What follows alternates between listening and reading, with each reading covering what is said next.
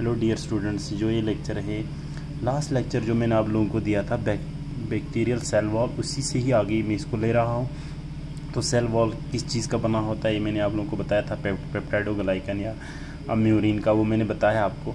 जो cell wall होते हैं ग्राम पॉजिटिव बैक्टीरिया में, ठीक है, वो 3 लेयर्ड की होती है और 1 लेयर्ड की आपको ग्राम नेगेटिव बैक्टीरिया में मिल सकता है। ये मैं आपको शायद पहले वाले लेक्चर में पढ़ा चुका है। एडिशनल इसमें ये है कि कुछ बैक्टीरियाज ऐसे हैं जिनमें सेल वॉल जो है वो बिल्कुल आपको एब्सेंट मिलेंगे, ठीक है, वो मतलब नहीं होता है। एक्चुअली वो पहले तो होते हैं, ड्यू टू सम रीजंस वो घिस जाते हैं या नहीं होते हैं। तो ऐसे कंडीशंस में हम ठीक है, जैसे प्रोटोप्लास्ट उनको बोलते हैं, या कुछ ऐसे हैं जिनमें पार्शली डिग्रेडेशन हो गई होती है सेल वॉल की, यानी आधी सेल वॉल जो है वो डिग्रेड हो चुका होगा। एल फॉर्म्स बैक्टीरियल नजरचिन या सेफेरोप्लास्ट ऐसे बैक्टीरिया को कहते हैं, ठीक है। ये भी आप लोगों को याद रखने की ज़रूरत है। और एक चीज़ भी याद रखना, जो ग्राम नेगेटिव बैक्टीरिया होते हैं, ठीक है, उनमें डाई अमीनो पाइमेलिक एसिड होता है किसकी जगह में, जो ऊपर लाइसिन मैंने यहाँ दिखाया था, ठीक है, आप लोगों को, तो उसकी जगह। और एडिशनली ग्राम पॉजिटिव बैक्टीरिया में टिशॉइक एसिड नाम की एक जो है ये कॉम्प्लेक्स जो है मॉलिक्यूल, एक कंपाउंड जो है इनमें होता है। टिशॉइक एसिड खुद अगर आप देखोगे तो वो बना होता है किसका, कार्बोहाइड्रेट, फॉस्फेट और अल्कलॉइड्स के, ठीक है। तो ये हो गया, ये मैं आप लोगों को यहाँ से सेल वॉल क्योंकि लास्ट लेक्चर में पढ़ाया था, तो आज एक्चुअली यहाँ से पढ़ना है प्लाज्मा मेम्ब्रेन जो होता है, ठीक है। प्लाज्मा मेम्ब्रेन कोई भी हो, प्लाज्मा मेम्ब्रेन के लिए जो फ्लूइड मोज़ेक मॉडल दिया गया है सिंगर और निकोलसन ने, वही हमेशा चलता है। फ्लूइड मोज़ेक मॉडल जो है उसमें आपने देखा होगा कि कोई भी प्लाज्मा मेम्ब्रेन जो है या कोई भी मेम्ब्रेन, सेल मेम्ब्रेन जो है वो लिपिड बाइलेयर्स और प्रोटीन्स की बनी होती है। तो ठीक यहाँ पे भी बैक्टीरियल सेल जो प्लाज्मा मेम्ब्रेन है, ये भी किस चीज़ की होगी, ये भी प्रोटीन्स और लिपिड्स की बनी होती है। रेशो यहाँ दिखाया गया है, 60% इसमें प्रोटीन्स होते हैं, 30% इसमें लिपिड्स होते हैं और कुछ कार्बोहाइड्रेट्स भी होते हैं प्लाज्मा मेम्ब्रेन की, ठीक है। अगर आप इसका थिकनेस देखोगे, तकरीबन 75 एंगस्ट्रॉम इसकी जो है थिकनेस होते हैं, 3 लेयर्ड की नॉर्मली होते हैं, ठीक है। और एक चीज़ याद रख लीजिए, जो ये ग्राम नेगेटिव बैक्टीरियाज हैं हमारे, इनमें जो प्लाज्मा मेम्ब्रेन है इसकी फोल्ड हो गई होती है, ठीक है। प्लाज्मा मेम्ब्रेन जो है नंगुल्ती फोल्ड सोचें, मीजोजोम्स हम उनको कहते हैं, मीजोजोम्स। ये देख लीजिए यहाँ दिखाया गया है प्लाज्मा मेम्ब्रेन जो है, ठीक है, यहाँ पे दिखाया प्लाज्मा मेम्ब्रेन ब्लू कलर से, फिर यहाँ इस तरह से फोल्ड करके, ये मीजोजोम्स कहते हैं। ये जो मीजोजोम्स है इनका ग्राम नेगेटिव बैक्टीरियाज में ऐसे होते हैं। मीजोजोम्स के फंक्शन से जहाँ तक बात है, इनका फंक्शन जो है, कहते हैं ये डीएनए रेप्लिकेशन में इन्वॉल्व हो सकते हैं, रेस्पायरेशन में, बहुत सारे थ्योरीज इसमें लगाए गए हैं, लेकिन असली इनका कोई फंक्शन अभी तक पता नहीं है कि सही तरह से किस फंक्शन में इन्वॉल्व होते हैं, ठीक है। उसके अलावा इसी प्लाज्मा मेम्ब्रेन में उसके अलावा आपको कुछ गैस वैक्यूल्स भी आपको मिल सकते हैं, ठीक है। मेम्ब्रेन्स की बनी हुई एक वैक्यूल जिसके अंदर खाली होंगे ताकि वो बायोन्सी एक्वेटिक फॉर्म्स में ये मिलते हैं, ठीक है, गैस वैक्यूल्स। तो ये हो गया भाई, साइटोप्लाज्म में एक्चुअली ये गैस वैक्यूल्स होते हैं। तो ये प्लाज्मा मेम्ब्रेन है, ठीक है। प्लाज्मा मेम्ब्रेन के अंदर फिर अब उसके बाद सेल साइटोप्लाज्म जो अंदर होगा, ठीक है, सेल्स को साइटोप्लाज्म ये पूरा अंदर जो भी इसमें अंदर है सारा मामला जो इस बैक्टीरियल सेल के अंदर होता है, एंड इट्स इंक्लूजन, ठीक है। तो यहाँ देख लीजिए, ये ग्रेन्यूल्स की शक्ल में होंगे या सीधा यहाँ एक ट्रांसपेरेंट फ्लूइड, एक पानी की तरह होंगे, ठीक है। तमाम मेम्ब्रेन बोर्न ऑर्गेनेलीज जो है एब्सेंट होते हैं, ये पता होगा क्योंकि ये प्रोकैरियोटिक है, यूकैरियोटिक नहीं है। मेम्ब्रेन बाउंड जरे मतलब इन जितने भी सेलुलर ऑर्गेनेलीज होते हैं, माइटोकॉन्ड्रिया है, गोल्जी एपरेटस है या एंडोप्लाज्मिक रेटिकुलम है, उन सब में न्यूक्लियस है, ये सब जो है इनमें इनके अपनी मेम्ब्रेन भी होते हैं। एक तो सेल मेम्ब्रेन, उसके अलावा ये ऑर्गेनेलीज के अपनी मेम्ब्रेन होते हैं, बिल्कुल ऐसे प्लाज्मा मेम्ब्रेन की तरह, उनमें भी प्रोटीन ये लिपिड्स की बनी होती है वो। तो बहरहाल ये सारी सेल ऑर्गेनेलीज जो मेम्ब्रेन बॉन्ड होते हैं, लेकिन वो तमाम मेम्ब्रेन बॉन्ड ऑर्गेनेलीज क्योंकि ये प्रोकैरियोटिक सेल है यहाँ एब्सेंट होंगे। तो राइबोसोम होता है, क्योंकि राइबोसोम में मेम्ब्रेन नहीं होता है, इसलिए राइबोसोम्स को अक्सर हम पार्टिकल्स भी बोलते हैं। मेम्ब्रेन, इनकी मेम्ब्रेन कोई नहीं होती। तो राइबोसोम जो है यहाँ मिलेंगे, लेकिन S70S टाइप मिलेंगे आपको, ATS नहीं, क्योंकि ATS जो है वो यूकैरियोटिक सेल में होती है। ये S क्या है, 70S ATS ये क्या होता है? देखो बेटा, ये कुछ भी नहीं। S का मतलब सेवेडबर्ग, ये एक साइंटिस्ट था जिसने पहली बार इस जरिए जिसे हम राइबोसोम्स के अलग अलग टाइप्स को अलग अलग करने का तरीका बताया था, ठीक है।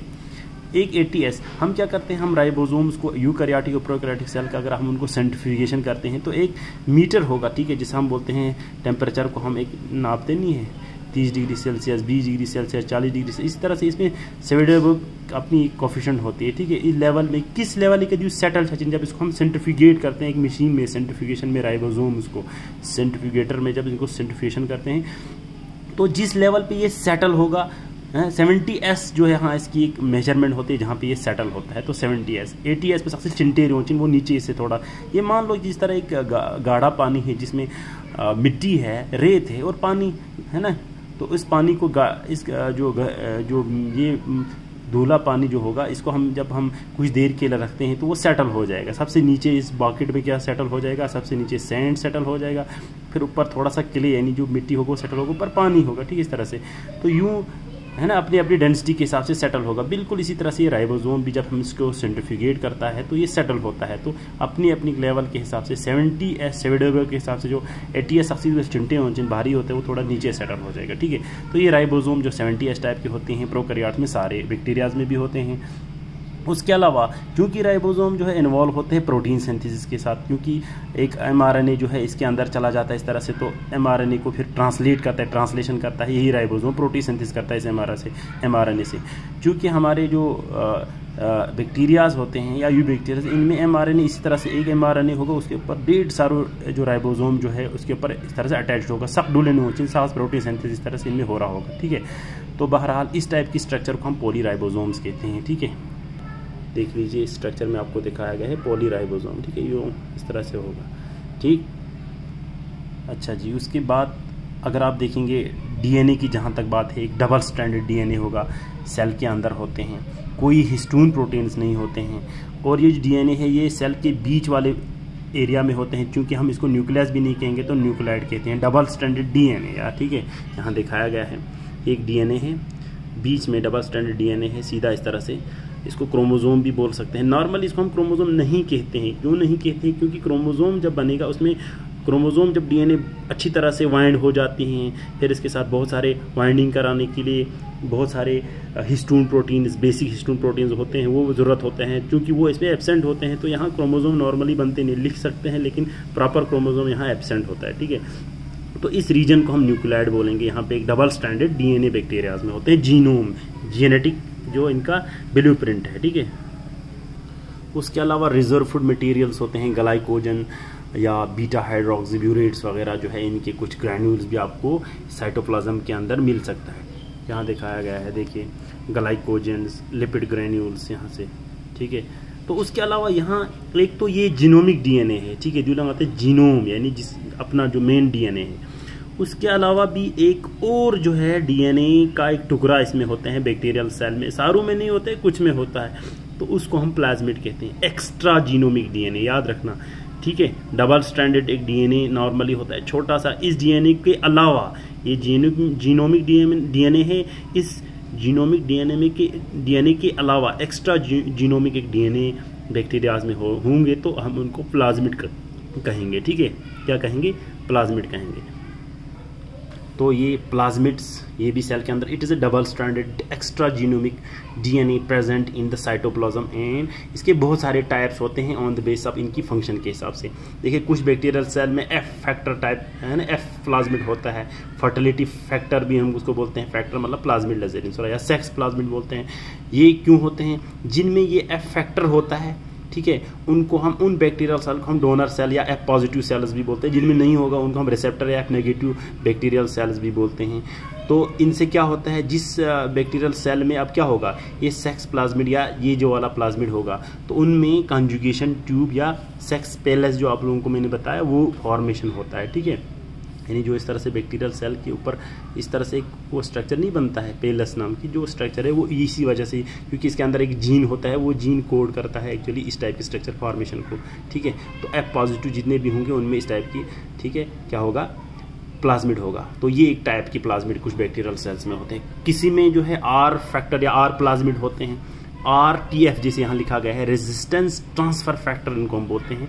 जिन बैक्टीरियल सेल में इस टाइप की प्लाज्मिड होती है उनमें रेजिस्टेंस, कुछ एंटीबायोटिक्स को रेजिस्ट करने की सलाहियत होती है। जैसे स्ट्रिप्टोमाइसिन एक हमारी एंटीबायोटिक्स है, इसको रेजिस्ट करता है, या टेट्रासाइक्लिन के रेजिस्टेंस दिखाता है। क्लोरमफेनिकॉल ये भी एक एंटीबायोटिक्स है, इसके अगेंस्ट रेजिस्टेंस दिखा सकता है अगर ऐसे बैक्टीरियाज में अगर इस टाइप की प्लाज्मिड होंगे।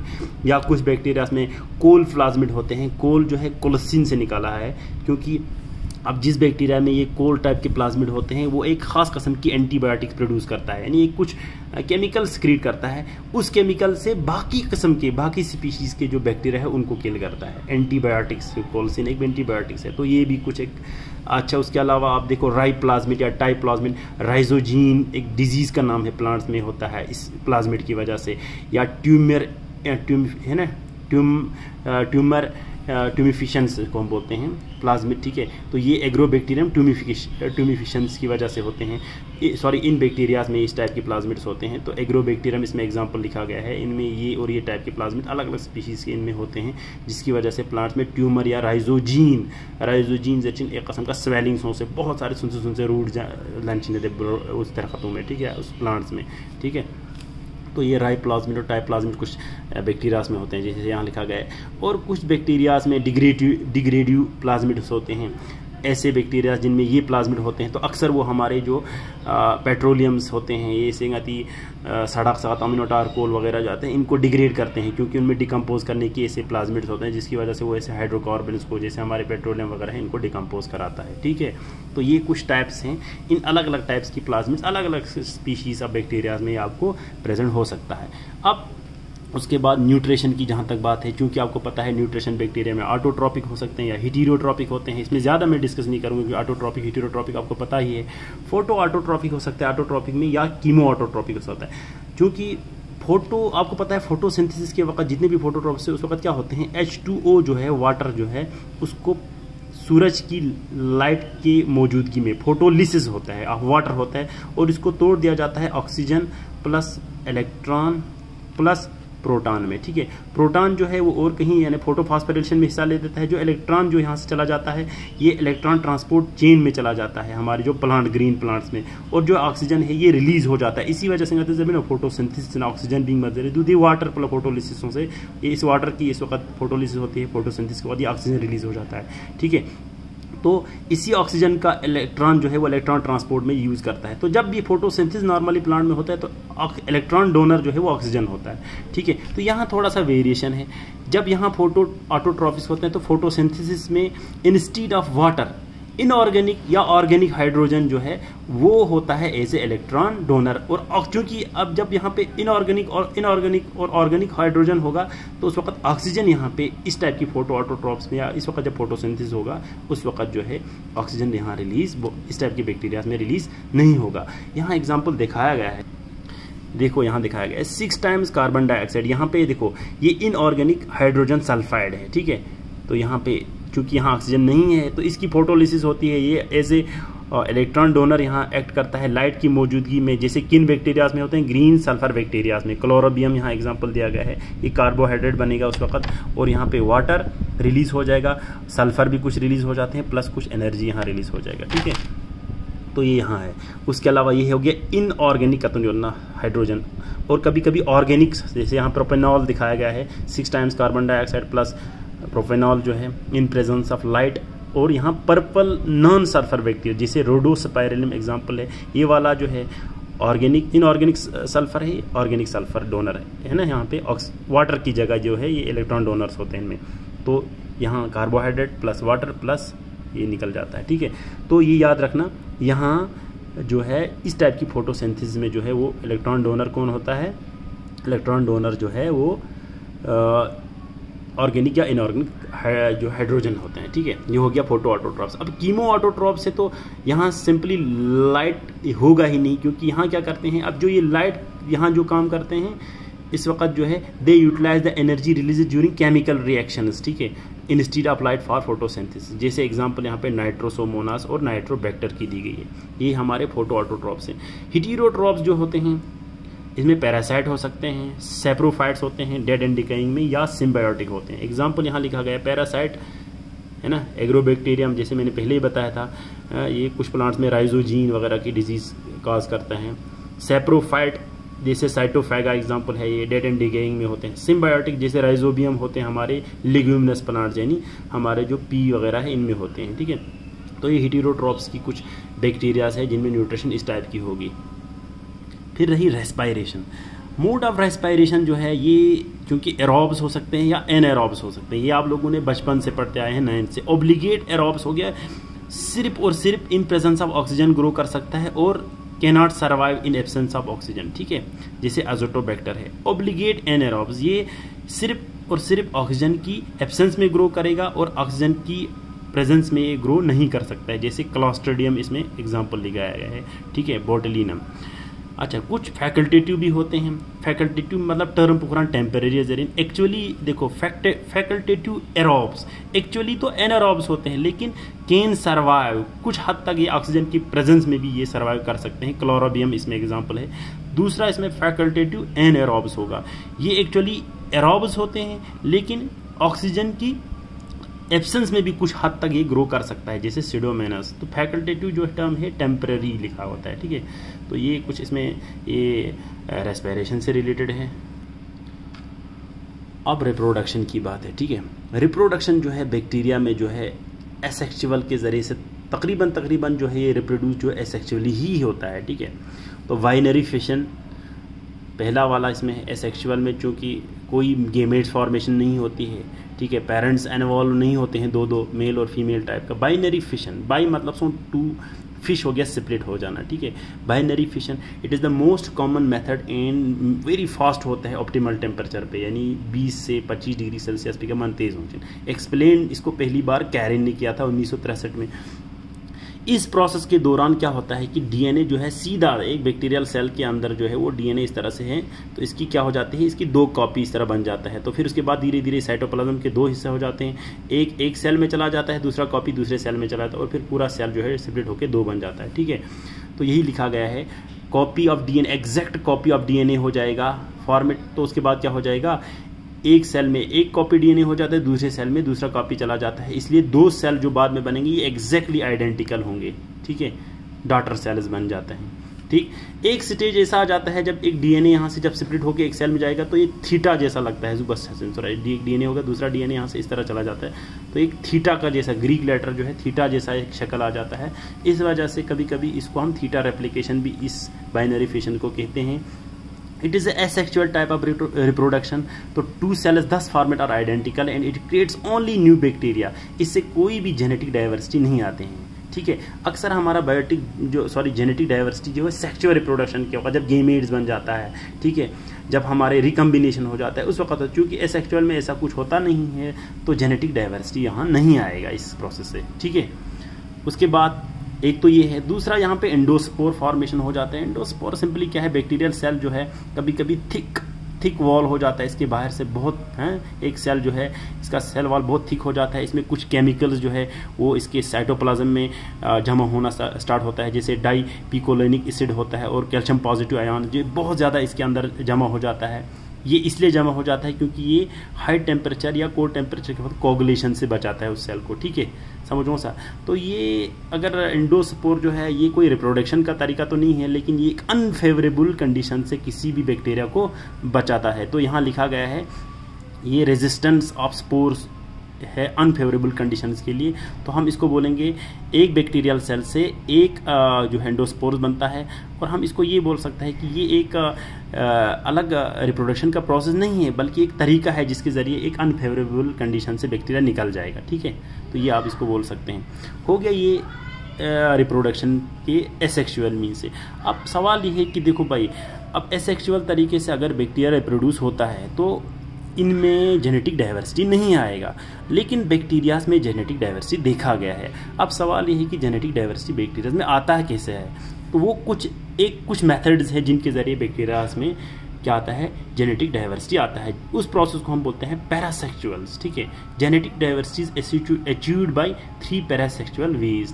3 ऐसे तरीके हैं जिसकी वजह से बैक्टीरियाज में जो है वो क्या जाता है, जेनेटिक वेरिएशन, जीन के अंदर जब वेरिएशन आ जाएगा वही तो फिर स्पीशीज में यह वेरिएशन आ जाएगा ना, ठीक है। वो कौन से 3 तरीके हैं, सबसे पहला तरीका जो है वो ट्रांसफॉर्मेशन कहते हैं, ठीक है।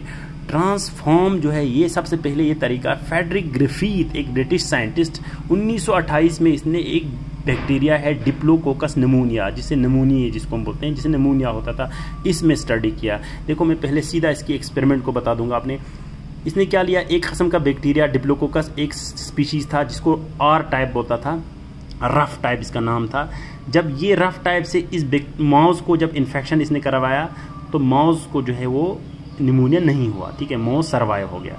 दूसरा जो टाइप स्पीशीज था, ठीक है, बैक्टीरिया का, वो इसी ही डिप्लोकोकस की एस टाइप था, स्मूथ टाइप। जब इसको इंट्रोड्यूस किया माउस के अंदर तो माउस में जो है वो निमोनिया हो गया और माउस जो है वो किल हो गया, ठीक है। एक्चुअली जो रफ टाइप है इसमें एनवेलप नहीं होता था और स्मूथ में जो है बैक्टीरिया के ऊपर, सेल वॉल के ऊपर एनवेलप होता था, जिसकी वजह से ये इन्फेक्शस उसकी किल हो जाता था, ठीक है। अब बहरहाल ये जो है ये दो, इसके बाद क्या किया इसने, जो आर टाइप था इससे माउस को निमोनिया नहीं होता था और सर्वाइव होता था, एस टाइप से निमोनिया होता था और किल होता था। इसने क्या किया, इसने इस एस टाइप को जिससे ये किल होता था इसको हीट किया, फिर उसके बाद हीट किल्ड किया, उसके बाद उसको माउस के अंदर डाल दिया उसी बैक्टीरिया को, तो माउस जो है वो सर्वाइव रह गया। अब उसने क्या किया, इसी हीट किल्ड को मिक्स कर दिया, यानी इसको तो किल किया है हीट के जरिए, इसको फिर इसके साथ आर वाले के साथ जिससे नॉर्मली नहीं होता था, इसको इसके साथ मिक्स किया। तो उसके बाद चूंकि ये वाला तो नॉर्मली किल नहीं करता है, इस वाले को जब हीट किया तो किल नहीं किया था, अब इन दोनों को मिलाया और उसके बाद उसको माउस में डाल दिया तो माउस किल हो गया। अब ये परेशान हो गया ये किस वजह से हुआ। अब फिर बाद के साइंटिस्ट जो आए उनको पता चल गया जो ये आर टाइप का बैक्टीरिया था जिसमें नॉर्मली मारने की शक्ति नहीं थी, इसने क्या किया, अपने जो हमसाया सेल था या अपने पड़ोसी सेल था या अपने जो रिश्तेदार सेल था जिसको इन्होंने किल किया था हीट, इसके कुछ डीएनए जो है इसने जाना दी एस टाइप वाला जो है ये क्यों किल करता है, क्योंकि इसके जीन में, इसके अंदर जो डीएनए है इसके जीनों में, इसमें वो जीन होगा जिसकी वजह से ये किल करने की शक्ति इसके अंदर होगा।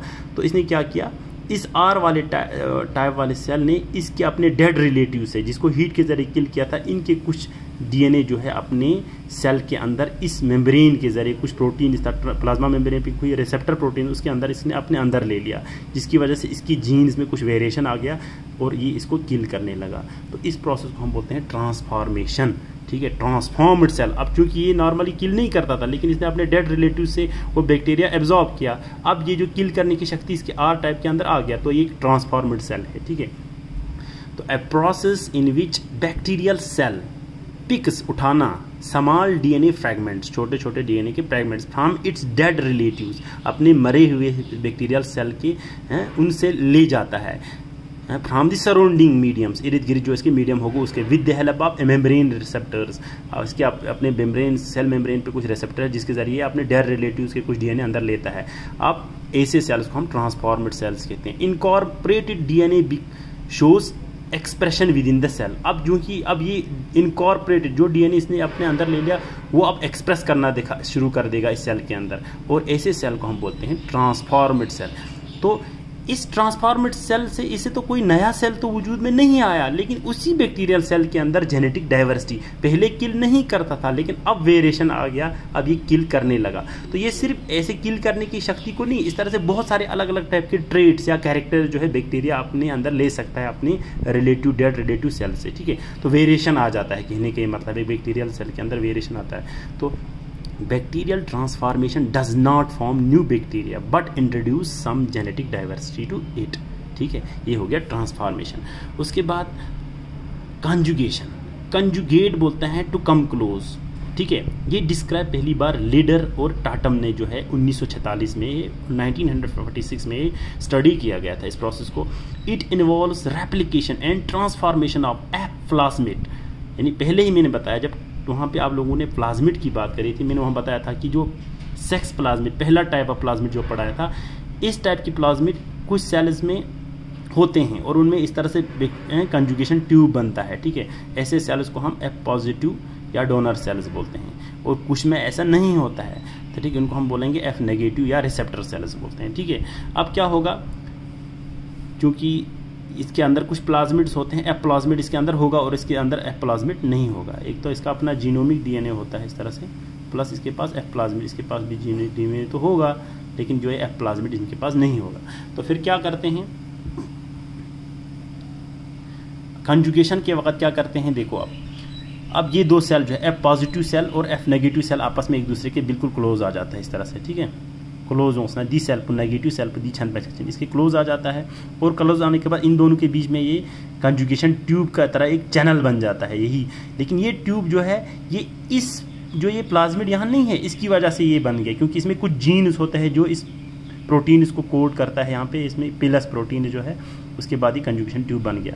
उसके बाद क्या हो जाएगा, जो ही कंजुगेशन ट्यूब यहाँ बन जाएगा, ठीक है, कंजुगेशन ट्यूब यहाँ बनने के बाद तो क्या हो जाएगा, एक बैक्टीरिया के अंदर जो प्लाज्मिड्स होते हैं, ये प्लाज्मिड्स है ना, इसकी कॉपी एक यहाँ से इस कंजुगेशन ट्यूब के, क्योंकि डबल स्ट्रैंडेड होता है तो इसकी कॉपी जो है इस पॉजिटिव सेल से जाना स्टार्ट कर देता है किसके अंदर, इस नेगेटिव सेल के अंदर इसकी एक कॉपी चला जाता है इस कंजुगेशन ट्यूब के जरिए, यानी दी प्लाज्मिड पू योत्खन पेन मेथखन पेन कॉपी चिक दी ट्यूब जरिए का इस कंजुगेशन ट्यूब के जरिए चला जाता है, ठीक है। अब जो ही ये इसका प्लाज्मिड जो एफ पॉजिटिव प्लाज्मिड है, इसका एक कॉपी जब यहाँ किसके अंदर एफ नेगेटिव के अंदर पहुँच जाएगा तो इसमें भी ये कैरेक्टर आ जाता है। अब ये सेल जो अभी तक एफ नेगेटिव था ये भी अब क्या बन जाएगा, एफ पॉजिटिव बन जाएगा, और इसमें भी अब इस तरह से कंजुगेशन ट्यूब बनाने की शक्ति जो है वो इसके अंदर आ जाएगा, ठीक है। इसको हम कंजुगेशन बोलते हैं इस प्रोसेस को, ठीक है। तो by doing so the recipient cell also becomes a donor cell. Obviously इसके अंदर भी जब एक कॉपी इस प्लाज्मिड की आ जाएगी तो ये क्या बन जाएगा, ये डोनर सेल बन जाएगा, ठीक है। कभी कभी ऐसा भी होता है देखो अब इसमें एक कॉपी तो इसके अंदर है, दूसरा कॉपी क्योंकि ये डबल स्ट्रैंडेड होता है प्लाज्मिड भी मैंने बताया था, तो एक स्ट्रैंड इसके अंदर रहेगा, दूसरा स्ट्रैंड सीधे किस में चला जाएगा, एक बैक्टीरियल सेल में चला जाएगा। कभी कभी ये पूरा दूसरा जो जब ये कॉपी छाछना पूरा ये कॉपी इसके अंदर नहीं जाता है, अभी ये इतना ही मतलब मान लो हाफ इस कॉपी का इस सेल के अंदर पहुंच गया होता है, अभी हाफ कंजुगेशन ट्यूब में ही होता है, तो ये कंजुगेशन ट्यूब जो है वो ब्रेक होता है, ये कंजुगेशन ट्यूब जो है वो क्या हो जाएगा, ब्रेक हो जाएगा। अब मिसाल के तौर पर मैं बोलता हूँ यहाँ आप लोगों को जस्ट आप लोगों की ईजीनेस के लिए मैं बताऊँगा, ये एक मान लो प्लाज्मिड है, इसमें A B C D gene है, 4 जीन है, ए बी सी डी सब 4 जीन है इस प्लाज्मिड के अंदर। अब इस प्लाज्मिड का सी और डी जीन तो पहुँच गया है किसके अंदर, इस बैक्टीरियल सेल के, अभी ए और बी जो है वो ट्यूब में ही था कि ट्यूब जो है वो टूट गया। अब सेल के अंदर कौन सा जीन पहुंच जाएगा प्लाज्मिड का, सिर्फ सी और डी वाला जीन, ए और बी तो ट्यूब में ही रह जाएगा। तो अब देखो अब जब वो वाला सेल रेसिपिएंट सेल में सी और डी वाला जीन ही पहुंचेगा, जबकि डोनर सेल में तो ए बी सी डी पूरा था। अब एक में एक ऐसा प्लाज्मिड है जिसमें ए बी सी डी जी वाला है, दूसरा सेल है जिसमें सिर्फ सी और डी, इन दोनों के जो प्लाज्मिड है इनमें वेरिएशन आ जाएगा, है ना, और इनकी जीन एक्सप्रेशन की वजह से भी वेरिएशन आ जाएगा, ठीक है। तो इस वजह से इनमें कभी कभी क्या आ जाते हैं, वेरिएशन आ जाता है, ठीक है। तो कभी कभी क्या बोलते हैं, ऑफनली conjugation tube breaks before the transfer complete transfer of plasmid, ठीक है, या कंप्लीट होने से पहले, so the recipient cell get slightly different version of plasmid, ठीक है। और कभी कभी यही प्लाज्मिड जो टुकड़ा हो गया ये एज ए प्लाज्मिड नहीं रहता है, बल्कि क्या हो जाता है, बल्कि ये बैक्टीरियल सेल के अंदर इसका अपना जीनोम होगा ना, डीएनए, तो इस डीएनए के साथ मिक्स हो जाता है। कौन सा, ये प्लाज्मिड का टुकड़ा होना तो इसको अलग इस तरह से सेपरेट होना चाहिए था, लेकिन कभी कभी ये मिक्स हो जाता है किसके साथ, असली जीनोम के साथ। समझो सा दी जीनोम पुखरे मिक्स छचा मेन जीनोम पर, क्योंकि एक्स्ट्रा जीनोमिक होता है लेकिन मेन जीनोम पे इंटीग्रेट छाछ थोड़ा देखिए, sometimes this short DNA sequence integrated with genome, जब ये जीनोम में इंटीग्रेट हो जाता है तो ऐसे डीएनए फ्रेगमेंट को हम एपिसोम्स कहते हैं, ठीक है। और ऐसे बैक्टीरियल सेल को जिसके जीनोम में अब ये प्लाज्मिड का टुकड़ा चला गया उनको हम सुपर मेल्स भी बोलते हैं या हाई फ्रीक्वेंसी HFR सेल्स भी बोलते हैं, ठीक है। तो बैक्टीरियल कंजुगेशन, इससे भी कोई नया सेल वजूद में नहीं आता है। Bacterial conjugation does not form new bacterial cell, नया बैक्टीरियल सेल तो नहीं बनता है, but introduce some genetic diversity to population. तो बैक्टीरियल सेल के अंदर कुछ वेरिएशन आ जाएगा, ठीक है। तो ये हो गया। उसके बाद तीसरा जो है वो ट्रांसडक्शन है, टू मूव, ठीक है। ट्रांसडक्शन जो है ये जेंडर और लेडरबर्ग ने 1952 में इसको पहली बार सॉल्मोनेला टाइफाइड जो करता है बैक्टीरिया, इसके अंदर स्टडी किया गया था। अब ये किसके जरिए उन्होंने स्टडी किया था, it involves movement of bacterial DNA, movement करना बैक्टीरियल का जीनोमिक डीएनए, ठीक है, एक बैक्टीरिया से दूसरे बैक्टीरियम में चला जाना थ्रू किसके जरिए, थ्रू वेक्टर के जरिए। एक कैरियर होगा, जैसे कि बैक्टीरियोफेज के जरिए चला जा सकता है। तो मोस्टली लाइसोजेनिक, देखो यहाँ पे एक खास चीज़ सीखने की ज़रूरत है। बैक्टीरियोफेजिएजेशन, बैक्टीरियोफेज ऐसे वायरस को बोलते हैं, वायरस को बोलते हैं जो किसको इन्फेक्ट करते हैं, जो बैक्टीरियल सेल को इन्फेक्ट करते हैं, ठीक है। बैक्टीरियोफेज जो है वायरस होते हैं, ऐसे वायरस जो किनको इन्फेक्ट करते हैं, बैक्टीरियाज को इन्फेक्ट करते हैं, ठीक। इनके जरिए एक सेल से दूसरे सेल में बैक्टीरिया का डीएनए चला जाने को हम बोलते हैं ट्रांसडक्शन।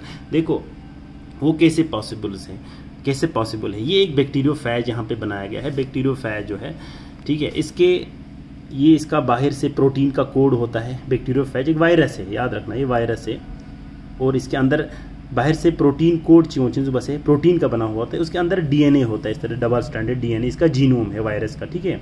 वायरस के अंदर जो इसका जीनोम, जब ये बैक्टीरियोफेज जब किसी बैक्टीरियल सेल को अटैक करेगा तो सबसे पहले ये इसके अपने टांग जैसे ये रिसेप्टर्स होते हैं, इसके ज़रिए बैक्टीरियल सेल के मेम्ब्रेन पे चला जाएगा और इसको पकड़ेगा अच्छी तरह से। पकड़े के बाद इस पर ग्रैस्प करने के बाद ये अपना डीएनए जो है ये पूरा एक इंजेक्शन के माध्यम की तरह, एक इंजेक्शन की तरह जो है ये सारा अपना सिर्फ न्यूक्लिक एसिड पूछा डीएनए जो है इस बैक्टीरियल सेल के अंदर डाल देता है, जिस तरह बाकी वायरस करता है। वायरस निश्चित बच्चे, वायरस जो है वो क्या करता है, वायरस एक पैरासाइट होता है जो अपनी जीनोम जो है सेल के अंदर डाल के उसकी रेप्लिकेशन, एपकी ट्रांसक्रिप्शन सब कुछ उस बैक्टीरियल या सेल की अपनी ही मशीनरी को इस्तेमाल करके कराता है, ठीक है। तो यहाँ पे भी बिल्कुल वैसा ही कराता है।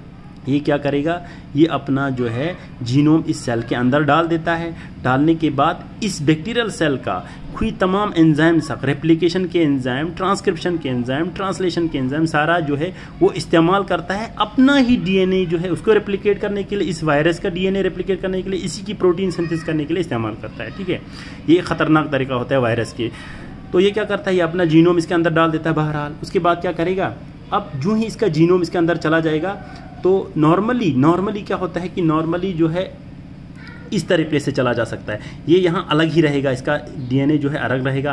फिर पहले इस डीएनए को जो है इसका रेप्लिकेशन हो जाएगा, बहुत सारे डीएनए बनाएगा, धीरे उसके बाद क्या हो जाएगा, उस डीएनए से आरएनए बनाएगा। सबसे पहले तो डीएनए रेप्लिकेट हो जाएगा, ठीक है, रेप्लिकेशन करवाएगा इसी होस्ट का एंजाइम इस्तेमाल करके। उसके बाद डीएनए से वो क्या बनाएगा, अपना एमआरएनए बनाएगा, ठीक है, और आरएनए को वो भी इसी होस्ट का ही सब कुछ इस्तेमाल करके, और फिर उसी होस्ट का ही मशीनरी, ट्रांसलेशन मशीनरी जरिए इस एमआरएनए से उसका अपना प्रोटीन, यानी जो अपना कोई प्रोटीन कोड पे मिल जो प्रोटीन कोड है इसका वो सिंथेसिस करेगा इसके अंदर, ठीक है। उसके बाद इसी डीएनए को इसके अंदर पैकेज करके अपने बहुत सारे कॉपीज इस तरह से बना के, जब इनका सेल के अंदर बहुत सारे वायरस बन जाएगा तो ये सेल बर्दाश्त करने की सलाहियत बढ़ जाएगा, तो ये इस तरह से ब्रेक हो जाएगा और बहुत सारे नए वायरस जो है वो रिलीज हो जाएगा। तो इस साइकिल को हम बोलते हैं लाइटिक साइकिल, ठीक है। ऐसे नॉर्मली करते हैं लाइटिक, लेकिन कभी कभी लाइटिक साइकिल नहीं करते हैं, लाइसोजेनिक वाला करते हैं। ये क्या करेगा, बैक्टीरिया वायरस जो है जो ही इसके अंदर अपना जीनोम दे देगा, डालने के बाद होना तो ये चाहता कि इसका जीनोम जो है सेपरेटली इसकी रेप्लिकेशन हो, एमआरएनए ट्रांसलेशन वगैरह हो, लेकिन कभी कभी ये यहाँ इन सेपरेट रहने के बजाय इस वायरस का डीएनए जो है वो होस्ट का यानी बैक्टीरिया का डीएनए के साथ मिल जाता है, इसके अंदर चला जाएगा इस तरह से, ठीक है। मिक्स इपिजोम चोला जो नंग बोलती छा, इसका ये जो है अंदर चला जाता है, ठीक है, इसके साथ इंटीग्रेट हो जाता है, होस्ट की जो जीनोम है उसके साथ इंटीग्रेट हो जाता है। ऐसे वायरस के डीएनए को हम प्रोफेज बोलते हैं। क्या बोलते हैं, प्रोफेज। अब उसके बाद क्या हो जाएगा कि अब बेचारा जब इसका जीनोम जो है इस बैक्टीरियल सेल के अंदर जाएगा, बैक्टीरिया को समझ में नहीं आता है कि ये अपना जीनोम है या इसका जीनोम है। जब इसको नॉर्मली इसको जब बाइनरी फिशन करना होता है तो ये अपना डीएनए के साथ साथ इस वायरस का डीएनए को भी इसकी भी कॉपी करता है ना, कॉपी करके एक इसमें चला जाएगा, एक इसमें चला जाएगा, यूं इसकी जो है बढ़ता जाएगा कोई नंबर बड़ी सी। लेकिन कभी कभी क्या होते हैं कि कभी कभी ये कमीना जो है इसमें रहता नहीं है, यहाँ से टूट कर निकल जाने की कोशिश करता है। समझो सर, ये हमेशा ऐसे नहीं रहता है, कुछ साइकिल के बाद ये यहाँ से ये प्रोफेज जो वायरस का जीनोम है ये यहाँ से निकल के अलग रहने की, यानी इस प्रोसेस से जाने की कोशिश करता है। तो इस दौरान क्या करता है, इस दौरान ये जब यहाँ से कट के जाएगा तो ये कुछ होस्ट के जीनोम को भी अपने साथ काट के ले जाता है, ठीक है, देना चाहते हैं यहाँ से काट के ले जाएगा। अब ऐसे वायरस में थोड़ा तो अपना जीनोम होता है और कुछ होस्ट का जीनोम भी उसके अंदर रह जाता है। अब जब ये बैक्टीरिया यहाँ पे अब नया सा इस तरह से अपना गोला बनाएगा, पूरा इसके अंदर आ जाएगा, बहुत सारे इसमें अब जब ये एक बार यहाँ से निकल के यानी होस्ट जीनोम से निकल गए प्रोफेज, तो ये इस प्रोसेस से फिर अपना लाइफ साइकिल फिर से लाइटिक साइकिल में कंप्लीट करने की कोशिश करता है। अगर दी तरीके का तो ना लाइसोजेनिक बोलता है, लेकिन इस तरीके से अगर आएगा तो लाइटिक बोलता है। ठीक है, लाइटिक मीन्स लिसिस, अच्छा किल बचा। ठीक है, यहाँ पे नॉर्मली किल नहीं होता है, लेकिन कभी कभी क्या होते हैं कि लाइसोजेनिक भी फिर से लाइटिक मोड में चला जाता है और इस दौरान कुछ होस्ट के डीएनए जो है यहाँ से कट के ले जाएगा और वही डीएनए जो है यहाँ पहुँच जाता है पैकेजिंग छचना।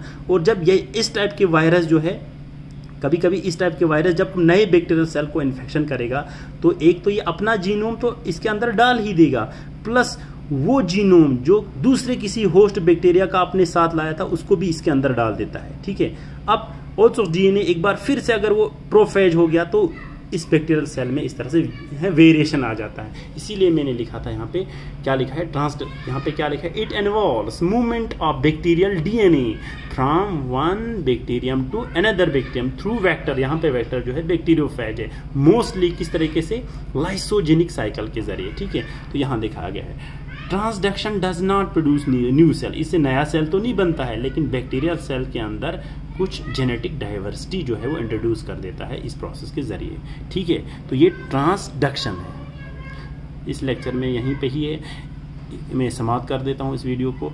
इसके जो डॉक्यूमेंट्स है वो टीचमेंट में मैं पहले से ही अपलोड किए हैं, उसको 2-3 बार देखने के बाद इस वीडियो को देख लीजिए।